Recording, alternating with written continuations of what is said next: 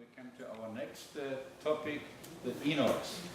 You know, the upcoming organization of an international network is at work, and I asked Dominik, Thies and Matthias to inform us about the actual status.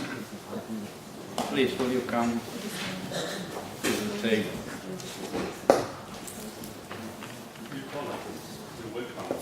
We now jointly have launched once again, dear colleagues, you're cordially welcome. We now jointly have launched our international organization of school museums and school history collections, and we are glad to have. And we now want to present you some few words, the targets and the opportunities offered by this organization. But first, let us remind some major reasons that moved and that inspired us to do that way. Okay. That's good.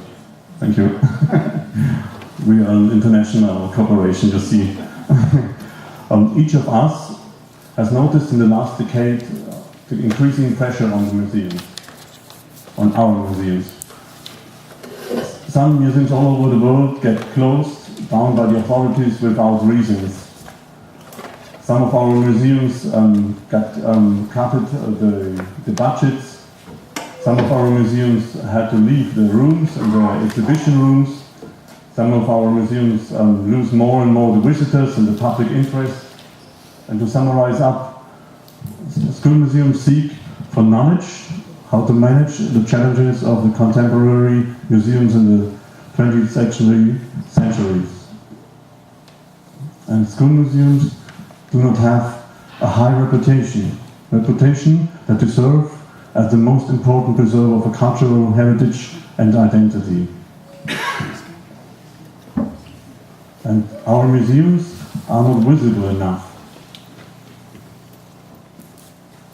And our museums need an international and an active lobby and representation.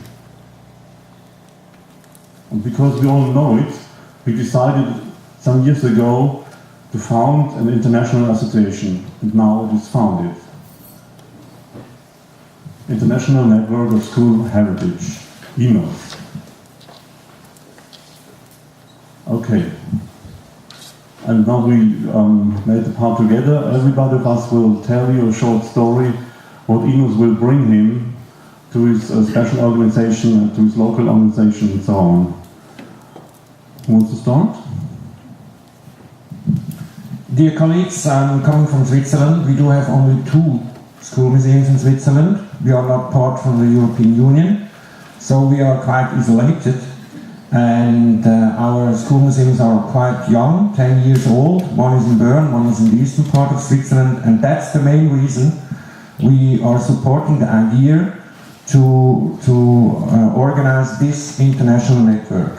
As we come together today, these days in Ljubljana, creating links, we are convinced that we need an international platform, an international association, that we can link us, that we can share the knowledge, that we can launch common projects and financed by, for example, EU funds.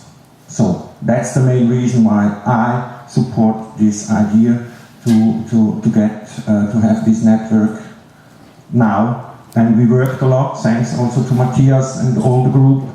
It was a lot of work, legal work, concept work, and so on. But now it's ready, and we will engage you that you will join also this network in the future. Thank you.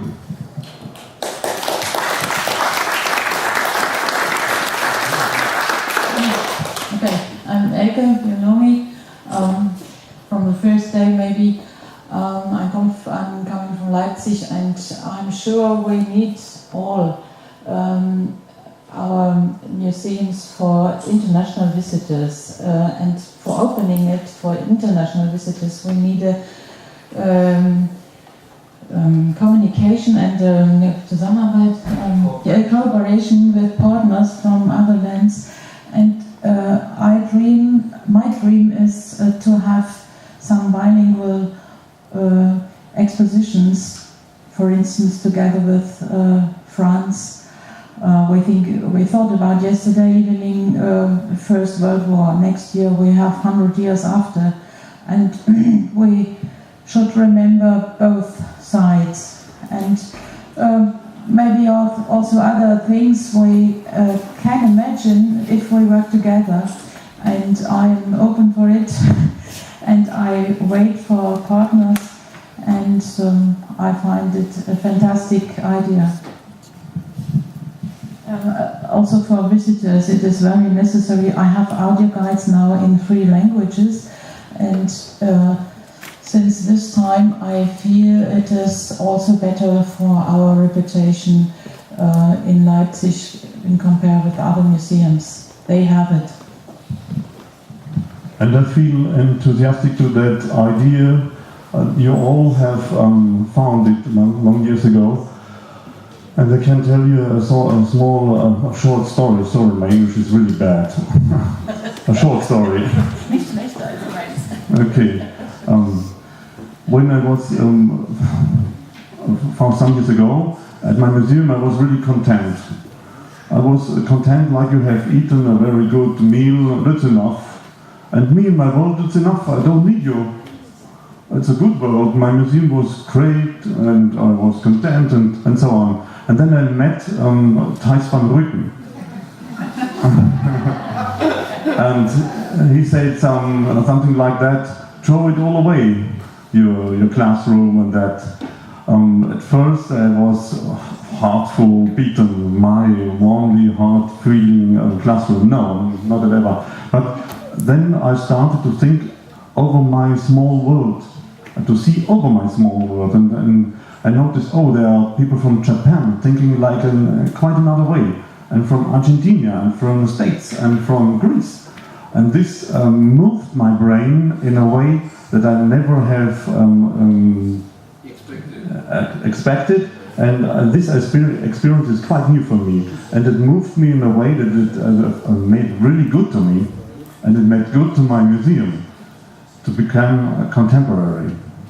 And to do the step to the visitors, to have a look on the visitors, not only on our academic world. Okay. My intention to join on and to work for this international network of school heritage was mainly in my contribution, which I would perhaps give you later. But we have a project, and we realized that our school memories are no longer national. They are very mixed up because we have, for example, in Bremen, where I am from, 165 different nationalities in school.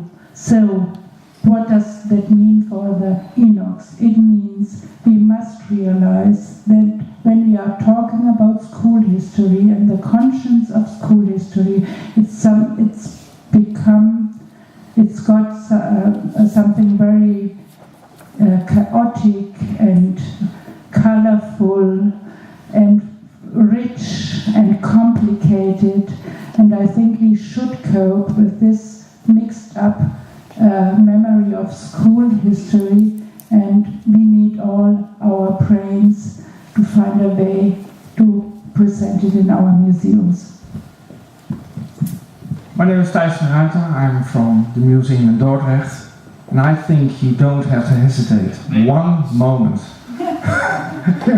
You don't have to hesitate one moment to become a member of the INAS, because we're school museums. We care about education, so we should learn from each other. That's the only reason to become a member. We can help each other, we can learn from each other. So become a member. My name is Walter Müller from the University of Würzburg. I'm one of the eldest members of this group, probably it's one of the eldest. It's about 30 years, nearly 30 years I'm participating in these symposiums, and I think INOS is very, very necessary, because in these 30 years I saw many representatives of school museums who were very enthusiastic, but not professional and not international. And their when they retired, their museum perished. Yeah? The collections were spread away.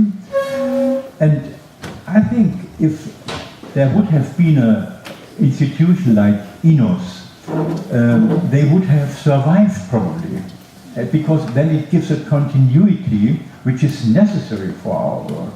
So I think it's very, very important for the future of the school museums that you become member of this group and work with us together.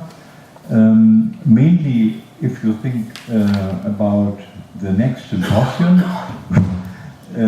we need money, for example, and we have better possibility to apply for money if we are an institution like INOS.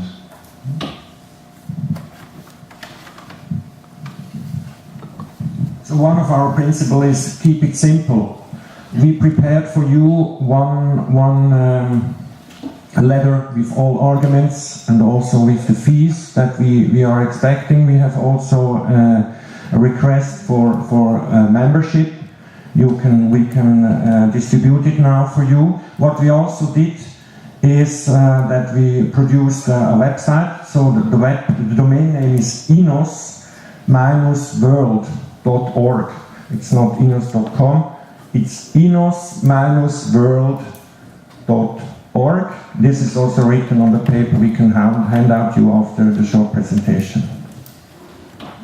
But there is no content at the moment on the website. It's just a description of the project, of the platform. We think the network should be as lean as possible. We can share the information here. We made some suggestions about the categories we need, your institutions and your agenda, who is important for others to know it.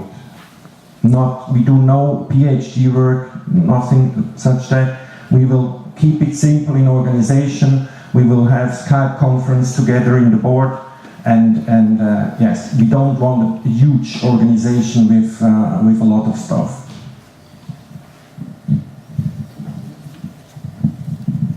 Well, what will INOS finance? That's always the question people ask. When I have to pay a member fee, what do I get in return? What you get in return is us for free. That means something. And lobbyism. Lobbyism is very important. I know so for my own museum, it's very important. And I think international lobbyism is also very important to have. And improvements, training, seminars, conferences, consulting to improve our own work.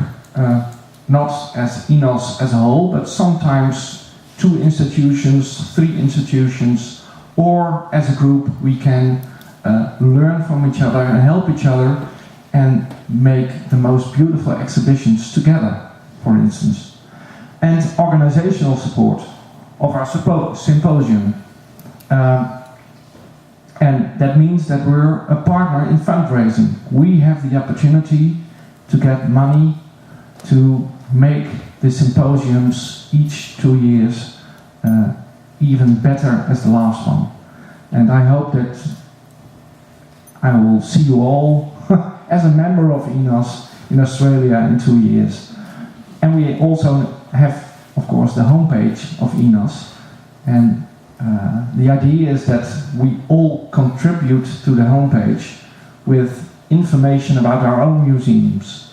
Not a lot of information, but just that we know where we are, where can we find our cooperation partners. So we're going to ask you, if you become a member, to give some information to the INOS and to fill your own private space private space on the homepage of the INOS. For example, I didn't know that there's a school museum in Prague. No. No, it is open.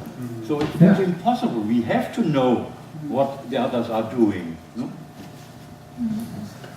And okay. Microsoft, they know it. Obama knows it. So there is a fee to be paid each year, but you get a lot in return. And so let us do the work together for the future of our museums and preserving of the heritage of our cultural heritage on the history of education. And let's create this link for the future. Thank you.